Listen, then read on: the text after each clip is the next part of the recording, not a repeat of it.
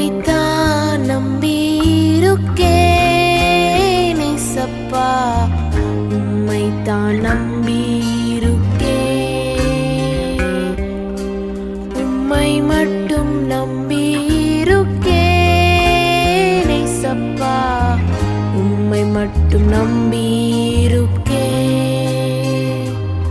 யோசுவா 1ஆம் அதிகாரம் அதனுடைய 5வது வசனத்தினுடைய கடைசி பகுதி, நான் உன்னை விட்டு விலகுவதும் இல்லை, உன்னை கைவிடுவதும் இல்லை. இந்த வார்த்தையை கேட்டுக்கொண்டிருக்கிற எனக்கு அன்பான தேவ பிள்ளைகளே, ஆண்டவர் உங்களுக்கு ஒரு வாக்கு கொடுக்கிறார். நான் உன்னை விட்டு விலகுவதும் இல்லை, உன்னை கைவிடுவதும் இல்லை. இன்றைக்கு நீங்கள் மனிதரால் கைவிடப்பட்டு நிற்கலாம். உங்க வாழ்க்கையில உங்க காரியங்கள் நடக்காதபடி கைவிடப்பட்ட நிலைமையிலே நீங்கள் தனித்து துணையின்றி யாருமின்றி யாருடைய ஆதரவும் இன்றி நீங்கள் அங்கலாய்த்து கொண்டிருக்கலாம். இன்றைக்கு ஆண்டவர் உங்களை பார்த்துத்தான் சொல்லுகிறார், நீ கைவிடப்படுவதில்லை. ஆண்டவர் உங்களை கைவிட மாட்டேன் என்று வாக்கு கொடுக்கிறார்.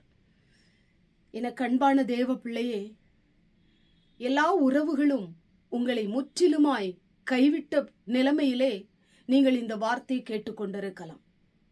மனிதர்கள் கைவிட்டாலும் இயேசு உங்களை கைவிடுவதில்லை. இயேசு உங்களை நேசிக்கிறார். இயேசு உங்களை வாழ வைக்கிற தகப்பன். இயேசு உங்க வாழ்க்கை சூழ்நிலைமையை மாற்றி உங்களை ஆசீர்வாதமாய் வாழ்ந்திருக்கும்படி செய்கிற தகப்பனாய் இருக்கிறார். அவர் உங்க வாழ்க்கையில இருக்கிற எல்லா பிரச்சனைகளை மாற்றி, கவலைகளை மாற்றி, தொந்தரவுகளை மாற்றி, துக்கங்களை மாற்றி, வறுமைகளை மாற்றி உங்களை வாழ வைக்கிற தகப்பன். யார் கைவிட்டாலும் இயேசு உங்களை கைவிடாத தேவன். அவர் உங்க கூட இருக்கிறார். அவர் உங்களை பாதுகாக்கிறார். அவர் உங்களுக்கு துணையா இருக்கிறார். நீங்க தனித்து நிற்கும் பொழுது, யாருமில்லாத நேரத்திலே அழுது கொண்டிருக்கும் பொழுது, கர்த்தர் உங்களோடு கூட இருந்து உங்களை தேற்றி, உங்களை ஆற்றி, உங்களுக்கு ஆதரவாய் உங்களை காப்பாற்றி உங்களுக்கு துணை செய்கிற தகப்பனாயிருக்கிறார். ஆண்டவர் உங்களை ஒரு நாளும் கைவிடுகிற தெய்வம் அல்ல. மனிதன் எந்த சூழ்நிலையிலும் உங்களை கைவிட்டு இருக்கலாம். உங்க உறவுகள் உங்களுக்கு ஏற்பட்ட நிலைமையை நினைத்து உங்களை கைவிட்டு இருக்கலாம். தள்ளப்பட்ட நிலைமையிலே நீங்கள் கதறி போய் இருக்கலாம்.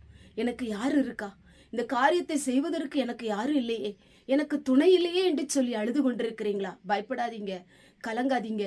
இயேசு உங்களோடு கூட இருக்கிறார். ஆண்டவர் உங்களை நேசிக்கிற தகப்பன். அவர் உங்களை வாழ வைப்பார். உங்க பிரச்சனைகளை மாற்றுவார். உங்களுக்கு அற்புதம் செய்வார். உங்கள் நிலைமையை மாற்றி உங்களுக்கு ஆண்டவர் எல்லாவற்றையும் நன்மையாய் மாற்றி கொடுத்து உங்களை ஆசீர்வாதமாய் வாழ்ந்திருக்கும்படி செய்வார். கண்களை மூடி ஜெபம் பண்ணுவோம். எங்கள் பரிசுத்தமுள்ள நல்ல பிதாவே, கேட்டதான வசனத்தின் மூலமாய் நீ கைவிடப்படுவதில்லை என்று வேதம் சொல்லப்பட்டது போல இந்த வார்த்தையை கேட்டுக்கொண்டிருக்கிற நம்முடைய பிள்ளைகள், ஆண்டவரே, கைவிடப்பட்ட நிலைமையில எனக்கு யாருமில்லையே என்று சொல்லி அங்கலாய்த்து கொண்டிருக்கிற நிலைமையில இருக்கலாம்.